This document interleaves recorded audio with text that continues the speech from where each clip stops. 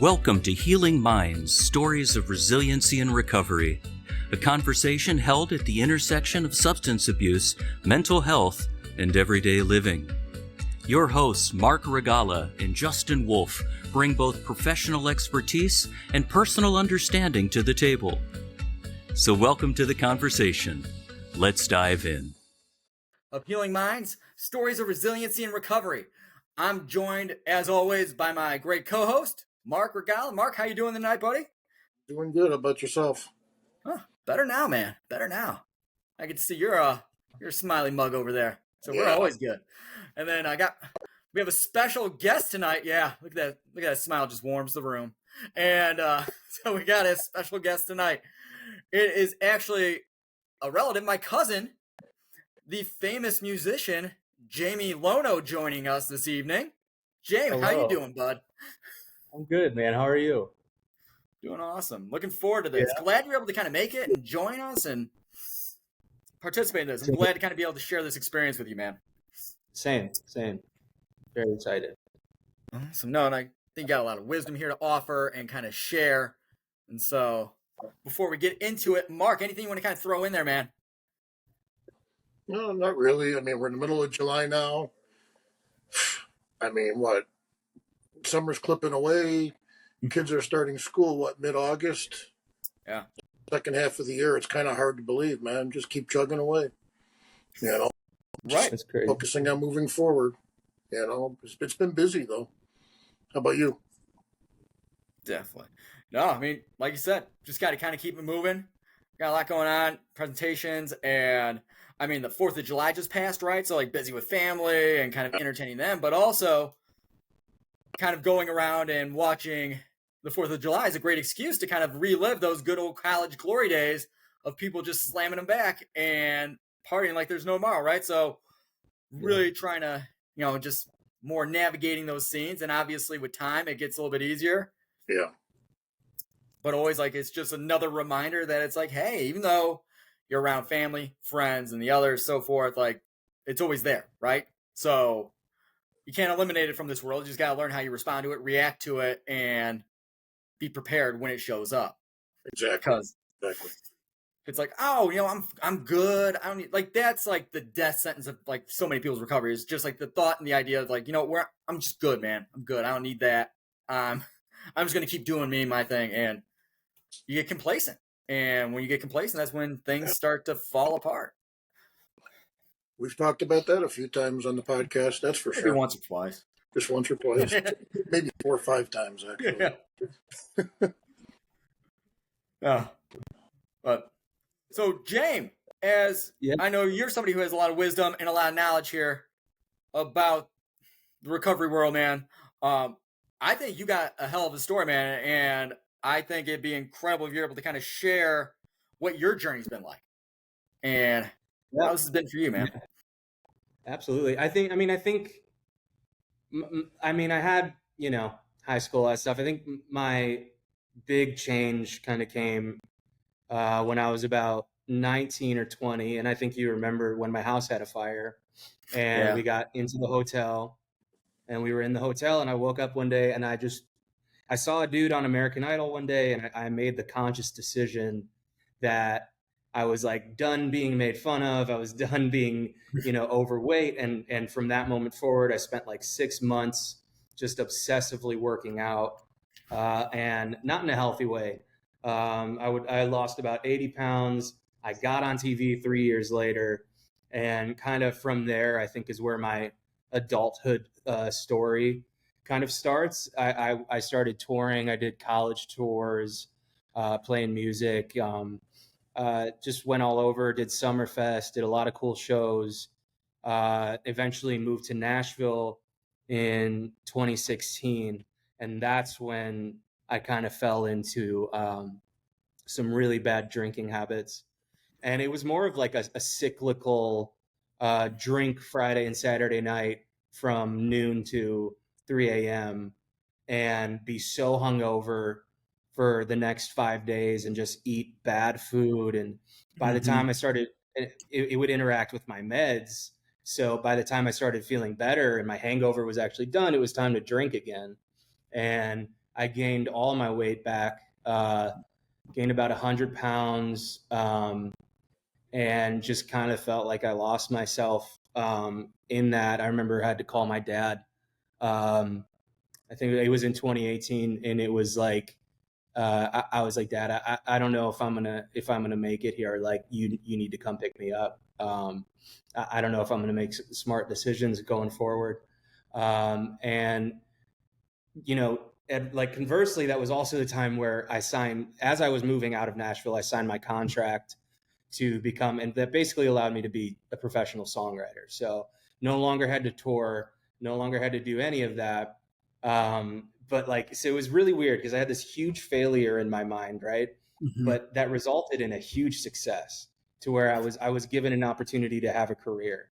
And you know, I got my drinking in order, and it kind of just switched over to my addiction being sex, Mhm. and to, you know, process addictions like you were talking about earlier, and uh, sex, porn, like social media, binge eating, anything that would make me not think, I would do. Yeah. And eventually it got really out of control. It was like every paycheck I got went to one of those things, and I, you know, I was doing well. I was doing really well. I should have a house to show for it right now, but I mean, I can't dwell on that. But you know, I didn't. I there's this thing we talked about in recovery, which is like I did the best with the information I had at the time, Mhm. and I didn't know that these behaviors were trying to fix something that I didn't know Right. needed healing.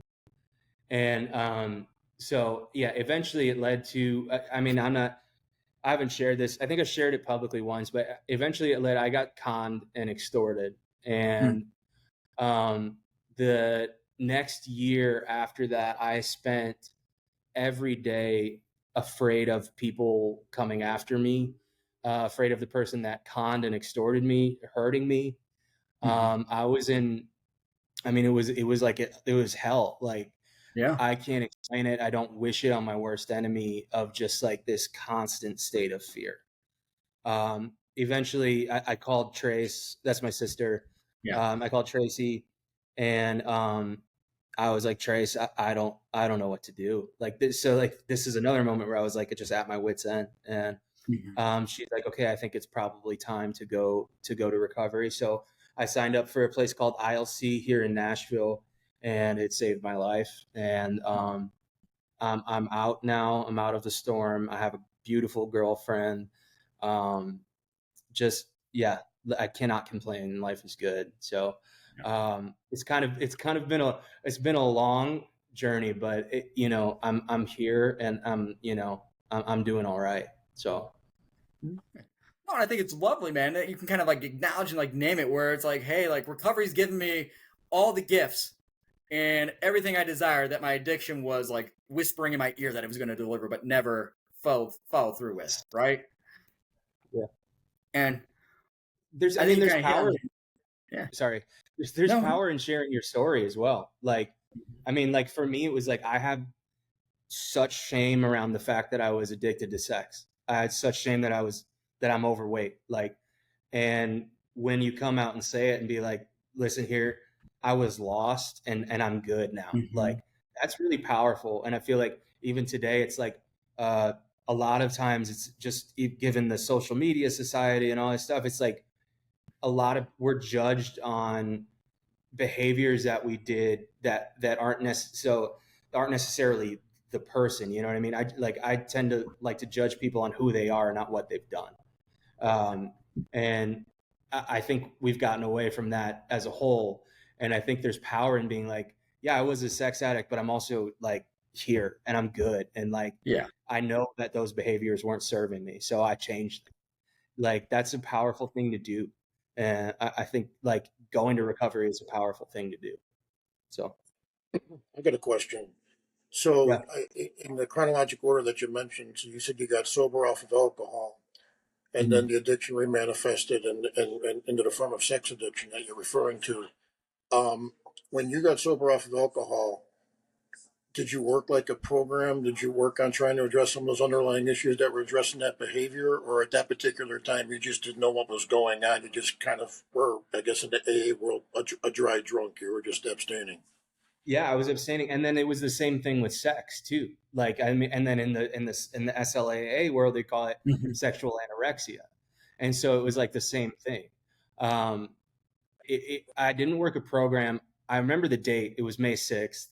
It was like, um, I like, I had a behavior that I was really ashamed of. Like, I mean, everyone can relate to it. Waking up drunk and being like, "Damn, I was so stupid last night." And I remember just having this. It was just, I was just done. Like, and I was just done eating like crap, and I was done waking up hungover. And I mean, if I'm on I've been on antidepressants since I was 14, so it's like my hangovers are worse. Like, they're terrible. Yeah. And I was just done with it. I was done with like the 4-day cycle of hangovers. And I didn't work a program. I mean, I read a lot of self-help books, therapy and stuff like that. To be honest, it's like I didn't know, and I think a lot of people don't know. Like, I'm like, oh, I don't qualify for AA. It's like, that's not a thing, you know? Right. Like, you can go, and had I known that I would be welcome there, I would have gone. So it was more so like a solo journey. But I'm at 4 years now without alcohol. So Nice. Congratulations. That's awesome. thanks. Yeah. And then the sex addiction, same thing. It was sexual anorexia. It was like completely cut off, no contact with women. Like, so for me, this sex is a little bit different, right? Because it's like more so repairing your relationship with something. You need sex. Like, sex is healthy. Like, Right. Yeah. And repairing that relationship is maybe a more complicated thing.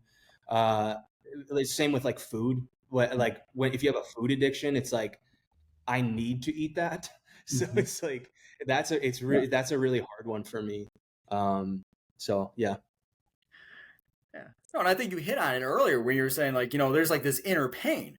And it's like, you look at these behaviors, and it wasn't necessarily to try and be like, I'm just trying to reach like the pinnacle of like feeling high and on top of the world. It's like, no, I'm just trying to feel less, right? I'm trying to get away from this emotional pain that's kind of like swirling like in the inside of me here. And this is my avenue to kind of escape. And then and I think that's part of the challenge, where it's like, recovery with that is like learning, how do I actually now put this into place and have like healthy sexual relationships with people. And not kind of default back on what I was doing. Right. And it's like, it's even naming, like, being self-aware of your behaviors. Like, as an addict, I don't think I was, like, I was just doing it. I was just, and I didn't know why. I didn't know for what the outcome was good. Like, I didn't know. Looking back at it now, I think it was like, validation, connection, not loving myself enough, not valuing my own body. I can say that now, but I also had to be like, I had to surrender, and be like, I need help. Just the way I was living my life wasn't working, and I didn't know why. And so it's like, now when I lead like or help lead a support group for like alumni of ILC, and it's like, whenever someone shares like, I'm feeling this way, I was like, that's a big win, to be able to be like, I am feeling this way and I want to do like this and this. Like, that's huge. When I speak at the hospitals, it's the brain naturally wants to go to the differences. Why am I different than this person, or my addiction's different than that person, and maybe I don't belong here, or whatever it might be. But I always tell people, focus on the similarities. Focus on the similarities of the addiction. I don't care what the addiction is, because the way you just described your sex addiction was my addiction to prescription pain pills. Okay. I mean, and the reason why I was doing it, very similar. The money I was spending on the streets, very similar. Okay, there's always similarities in the story leading up to the rock bottom and the surrendering and wanting to get, sober off of whatever your drug of choice is. I don't care if it's gambling, sex, shopping, Mhm. drugs, alcohol, whatever it might be. There's always similarities. Yep. No, and I think Yeah. like Jamie, as you're talking, man, I'm just like thinking like having to allow yourself to be emotionally vulnerable to kind of make contact with those parts of yourself Yeah. that you were kind of like going into protection mode and trying to kind of like, take care of through like your use. Like that, Yep. that could be a pretty scary journey. How did you kind of like embark down that path? I don't know. So, I mean, obviously you've known me since I was a baby. So it's like you've known me from. Yeah, we go back. You, We go back a little bit. you remember when I was like 14, I had my suicide attempt and all that stuff. And like ever since then, I've been like heavily therapized. You know what I mean? Like therapy every week. Just like the first psychiatrist I had, it was just like inundated with meds. And Mhm. so since then, I've always been like this emotionally vulnerable person, but I'm never sure it actually got to what I was actually feeling. I don't know if that makes sense. So it's like, I don't know. Like, I just got to the point where I just had enough. And like, I think it was almost like avoidance by vulnerability, if that makes Mhm. sense. Like, I liked to appear very in touch with my emotions. I liked to read about them. I liked to learn about like stages of grief, like just as an example. But I'm not sure I ever actually enacted them. And it's kind of similar to like, I'll be on my phone if I'm on Instagram, and it's like all of these self-help things, right? And I Mhm. save all of these videos, and I'm like, okay, when I'm ready, I'll do it. When I'm ready, I'll go and put these into action.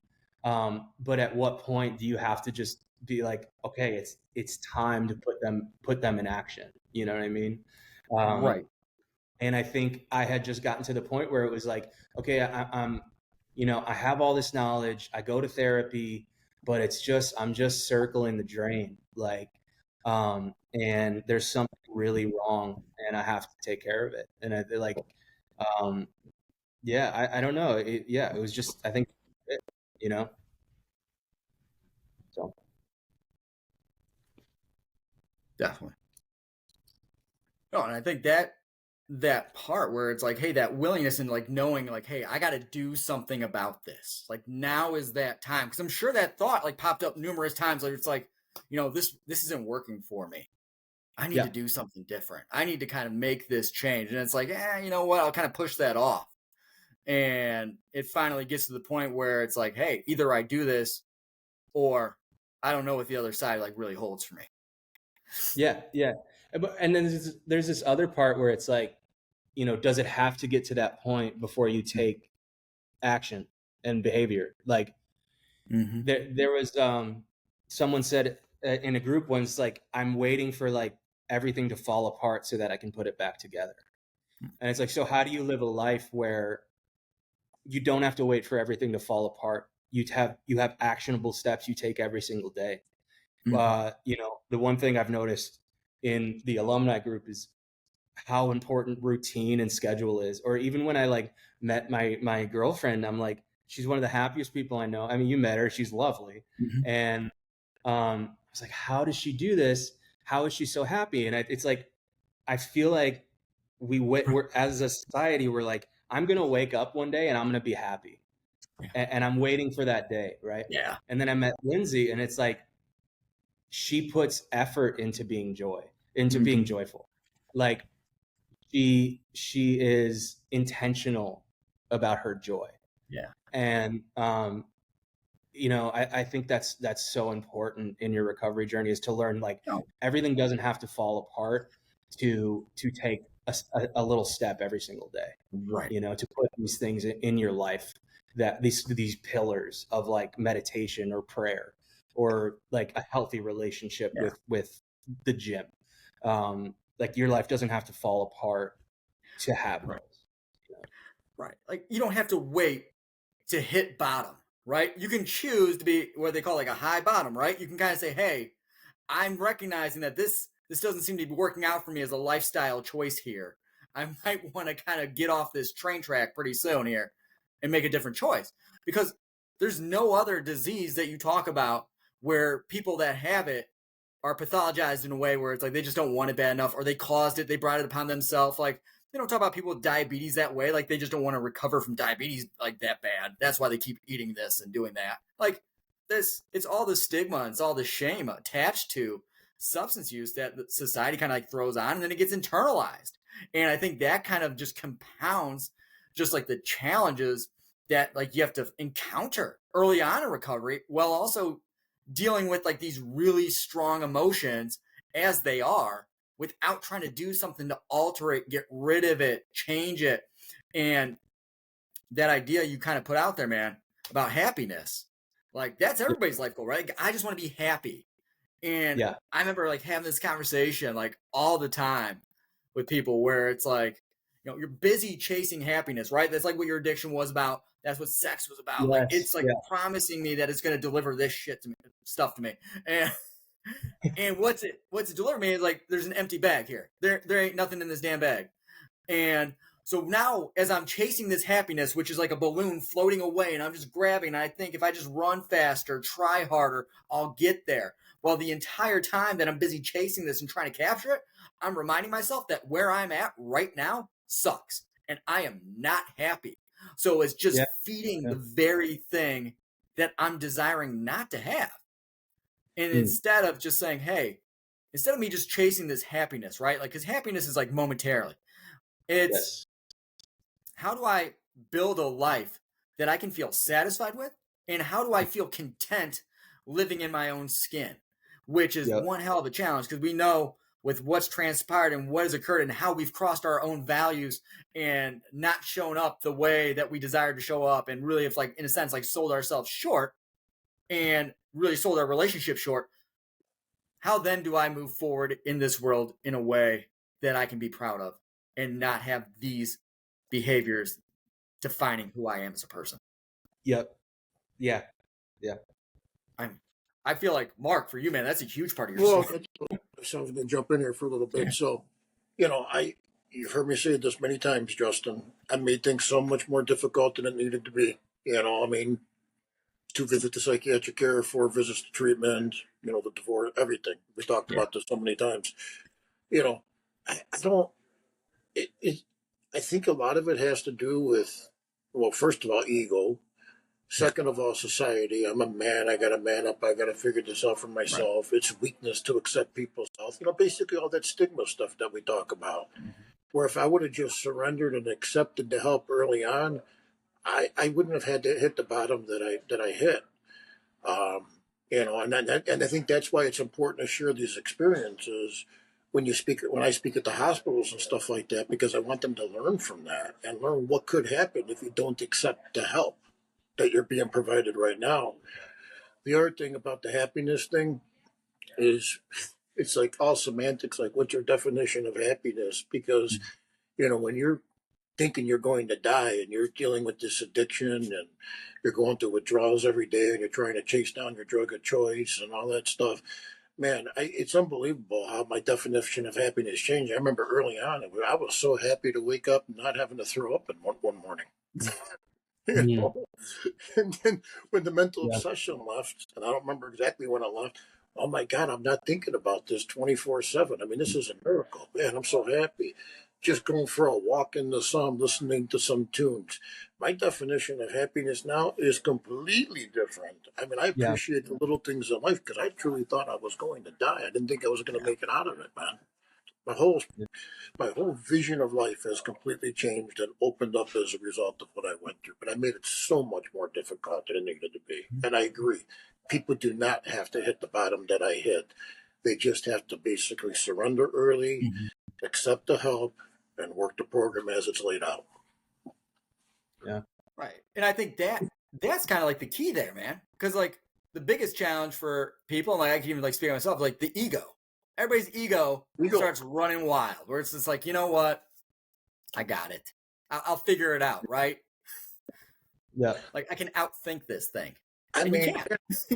I always tell the story about the first friggin' AA meeting I went to, which ended up being like an intervention because one of my Yes. sales representatives called the guy that was chairing the meeting. And I thought this was good. I mean, I went into that room thinking I need help. But then everybody started sharing their story, and I heard stories of divorce, of losing Yeah. jobs, DUIs, and this and that, whatever. I left her thinking, oh my God, I'm not as bad as I thought I was. Because again, I'm focusing on the differences, right? And that's literally Exactly. what my mindset was. Well, I'm not that bad. You fast forward less than a year, every single thing that I heard happened. Yeah. That quick. Yeah. Right. No, Yeah. and I think that's like a key point there where it's like, hey, if you're not in that position to kind of like be open to like hearing and receiving the message, you're going to go in there with that mindset. Like I've heard somebody like, I thank you for recommending that I go there. That just confirmed I'm not that bad. Like, it just confirmed my point of view. Right. So, I mean, I think that's a key, like just struggle back and forth. You get like this mental tug of war Right. about I have a problem, I don't have a problem. I'm never doing that again. I'm doing it 5 hours later, getting after it the same way I used to because you know what? Like I just made a mistake. I know how to do this better. I'm going to teach myself how to drink, responsibly. Yeah. Yeah, because killing that bottle of Jaeger was a great, very socially responsible move. You know what I mean? Like, come on now. I mean but that's like the black and white thinking, right? Like which leads to a lot of stuff. Like, I mean, like, and I think it's like if you could break it down to smaller behaviors of like a win, like every single time I don't like isolate for a day is a win. You know what I mean? Or like every single day that I work out is a win. Or have a healthy relationship with working out is a win.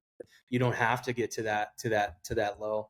But like Justin, if you were saying earlier, like the idea of like, I think there's this huge misconception in Western society of like happiness being a permanently attainable thing, and it's not. Like, and I think one of the main things that comes up when we're at the alumni meeting, because it's a mix of current residents and then past residents. And I think one of the things that comes up the most is like, well, you mean I'm never just going to like be happy and be fixed? And I think it's so important for people going through recovery to recognize the fact that like, no, you will never arrive. You will never arrive to a place where every single day is amazing and you have no temptation and you have no anxiety and no sadness and no fear. That will never happen.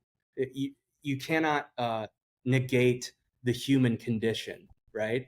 So it's like, how do you get to a point where you build up this toolbox where it makes those things, they still happen, but you're ready for them and you know how to handle them and you don't let them rule your life, to where you're like able to recognize those emotions happening and having this different set of tools that you go into your life with that allow you to live, like you said, a more content life, a more satisfying life, a more peaceful life.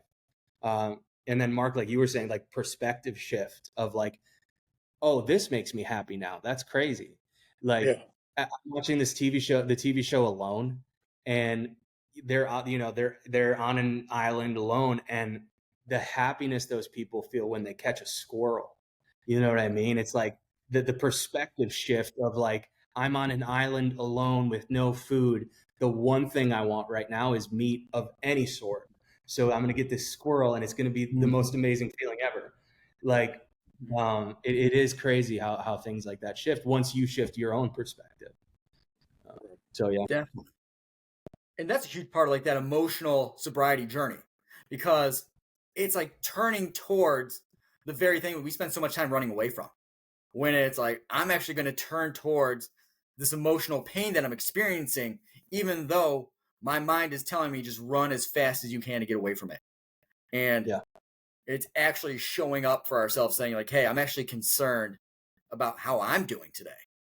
And knowing that I feel this way about myself, like what can I offer to me to really help support myself in this difficult and challenging time? instead of getting hard on myself and beating the crap out of myself about, I should be doing this. I ought to be doing better. Like, I should never find myself back in this place. Why am I here again? Right? Like, because that self-talk jumps in there with that inner critic just waiting to take the bait to just kind of go and play those old tapes all over again. And if we're not really trying to form a different relationship, not just with our own mind, but with the way in which we treat ourselves and the way in which we attend to our own needs. I mean, that's just like, that's like that key there where it's like, hey, I'm treating myself like I matter now. Like, I'm emotionally invested in the outcome of my own personal story. And I want to see myself strive and succeed, just like I'd want that for other people in this world, right? Yeah. So I think that's one of the biggest things that flip, where it's like, you care and you show up so much for everybody else that you will give the freaking shirt off your back. But when it comes to you, you don't kind of meet the bar. Why? Why is that? Right? Yeah. That was a completely foreign. I mean, I like, so my job is so passive. So like I would go and record for, a month out of the year, record some music. And I would come home and like, it would be making me money. And so it's like, I didn't have to work, but I was making money and I was just sitting here and it's like, I don't know what happened, but it was like this wire got cut in my brain of like, oh, I can just sit here and do nothing. And but I don't know if it was that or more so like, it eventually got to the point of like negative self-talk that led me to just sit there and do nothing. To where it's like, there's this foreign concept of like, oh, I deserve to have a productive day. I have this income coming in. Why can't I just keep going? And yeah, like to the concept of I deserve to have a good day. I deserve to live a good life. I deserve to let go of the shame that my addiction brought me. I deserve that. Is really foreign to so many people, including myself. Yeah. So.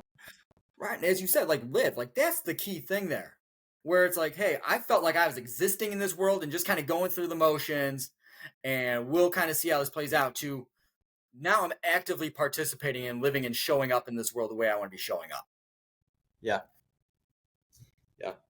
I saw there was a video and there was someone and she went through recovery and she was so excited to pay her bills because she's like, I take so much pride in this now. Look at how I've turned my life around. I'm paying my phone bill. And it's like, yeah, dude, go up. Like, that's amazing. You know what I mean? And like, it's like little stuff like that where it's like, that's such a huge, it seems so, rudimental for so many people, but it's like, it's not for everyone. Like a lot of people get caught up in different stuff. And like, dude, if paying your rent that month was a huge victory for you, you should be more than proud. You know what I mean? I feel like I'm going off on a tangent. No, but I mean, I think you're just talking about like, hey, like the battles that you're going to fight, it's not just like your sobriety, right? It's also your mental illness, and that depression and that anxiety can kind of get its claws in there and kind of take hold and kind of paint a picture that can kind of derail or kind of pull you off track for a moment if we're not attending to it and really kind of being aware of where this is kind of leading us. Yeah, I think that's one of the biggest components where it's like, hey, like I'm working my program and I also got to make sure that I'm taking care of my mental health in a way that's different than I was beforehand, because obviously the way I was managing it beforehand, that's not how I'm dealing with it. And I wasn't really managing, I was just avoiding it. I was just getting away. I was running away, which is reinforcing it, making it even stronger, so that when it showed up, now I'm even more overwhelmed. So yeah. And there are limitless options of avoidance today. Like you name it, we got it. Like, I mean, avoidance by being busy, avoidance on your phone, avoidance on social media, like avoidance of any sort, man. It's like, it's tough. I mean, escapes are everywhere, right? Relationships. I mean, people dive into relationships because, I mean, you talk about like the fear of being alone as one of the biggest triggers for people, where it's like, I can't be alone. Like you set these rules, and we got a lot of these rules, like especially when you're talking about battling like mental illness and addiction, right? Where it's like these rules get put into place about how we're supposed to live life and how we're supposed to navigate it. And we kind of box ourselves in. And all of a sudden now our world's become like this really restricted, kind of like closed in like cave. And like, well, how do I kind of expand and reach out and connect with those things that actually give me power instead of investing my time and energy in these things that are really draining me and robbing me of like my sense of self here. Yeah. Again, like the intentional joy, like, just intention. I feel like the power of intention is understated today. It's like what I always say. When I wake up in the morning, the first question I ask myself is, what do I need to do to get through the day sober? And the second question I ask myself is, what do I need to do to have a good mental health day? And whatever I come up with in my head, it's going to be done, and it's going to be done above everything else. Because I always say there's one area it's okay to be selfish in, and that's when it comes to your health. Okay, physical, mental, spiritual. Okay, all encompassing. Okay, you got to be well rounded. You got to be diversified. Okay, to be able to control those thoughts, and have those good days and not have those urges. 100%. I think you kind of like nail it on the head there, man. When I think that's one of the biggest things I remember kind of like talking about in groups with people where it's like, hey, you talk about like valuing, like what are your values? Like what's important to you? What matters to you? And everybody would list off these relationships they have with other people, family, their job, this, that, and the other. But what never came out of anybody's mouth was, I value myself. Exactly. And it's like, hey, you got to take care of you first and foremost, just like you would show up for anybody else you just listed on this list here. And how do you kind of change this pattern, right? At the end of the day, if you don't put yourself first, all those people you listed are going to be scattered out of your life. And I'm a perfect example of that. And then the question goes back to our last podcast that we had about mending relationships. Are they going to come back or not? Right. Yeah. And I think that's like one of the biggest challenges, because it's like saying, hey, you know what? Like I'm open, willing, and ready whenever you're willing to kind of take that step, and it's kind of putting that power in that other position, in that other person's hand, right? So, no, definitely. No. And so I feel like we've covered quite a bit tonight, Jamie and Mark, really kind of diving in here into just, what recovery is, just how we get really creative in the ways in which we kind of escape ourselves, and really kind of coming back and really mending that relationship and finding peace, really kind of living that life of service and joy with others. So, James, Mark, anything you guys like to kind of share or kind of close on tonight? The only thing I'm going to say is I'm going to enjoy my evening pulling up YouTube and watching his music videos.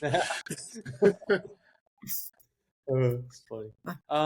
No, man, I think if you're at a place where you want to get help, it's okay, and it's like, go in there. I think your mindset going in is not like, I'm going to go here and be cured, right? I think it's important to differentiate that, to be, I'm going to go here and get help. Yeah. Right. Two completely different things. I'm going to go here and get help so that then I can take actionable steps to living a life that I deem, worthy, and I think that's a really beautiful gift that people can give themselves. So, yeah, I always use the example of, my disease never gets cured. It's in remission. The only difference between our remission and a cancer patient's remission is if we do the things every single day, control the controllables, we keep our disease in remission, right? But we got to do things every day. And that goes back to the questions that I talked about earlier. What do I need to do to get through the day sober and have a health day? But I completely agree with what you're saying. And I appreciate, you coming on a podcast, and I appreciate your words of wisdom. I commend you on your journey, okay, and where you're at right now in life. I have a lot of respect for you, man. Okay. Thank you, man. Yeah, I appreciate you guys having me. This was awesome. I really appreciate those words. That was very kind. Thank you. Oh, this has been a pleasure. So our podcast drop, here with Healing Minds, Stories of Resiliency and Recovery, the 1st and the 15th. So feel free to check us out. You have any comments, feedback, suggestions, topics you'd like to see Mark and I cover, we are always open for feedback. So feel free to reach out and share that with us. Jamie, it was a pleasure, man. And, Yes, sir. Dude, I think your story is incredible. I even learned some more about you tonight. And there was just this thought that was kind of like playing through my head the entire time when you're kind of talking about just even that last point about, hey, I'm going to go get some help. It's that idea that, hey, people aren't broken. And the idea that, people are saying, fix me. You're hurting. You're in pain. You're here to get that support and learn some new ways to navigate your world. And I think that's really powerful for people to hear, for them to feel and experience that. So give you lots of credit, man, for kind of incorporating that tonight. So Mark, as always, it's been a pleasure, my friend. Absolutely. And we will catch you all on the next episode. Thank you. Thanks for joining us today on Healing Minds, Stories of Resiliency and Recovery. If you're on the journey to find guidance and insights, subscribe now wherever you find your podcasts. Healing Minds, Stories of Resiliency and Recovery is an educational resource, not a substitute for medical or therapeutic advice. The opinions expressed by the hosts and their guests are not necessarily those of NAMI DuPage. Go to namidupage.org/podcast for links to past episodes, show notes, and to submit a question or topic ideas for a future episode. Until next time, be well.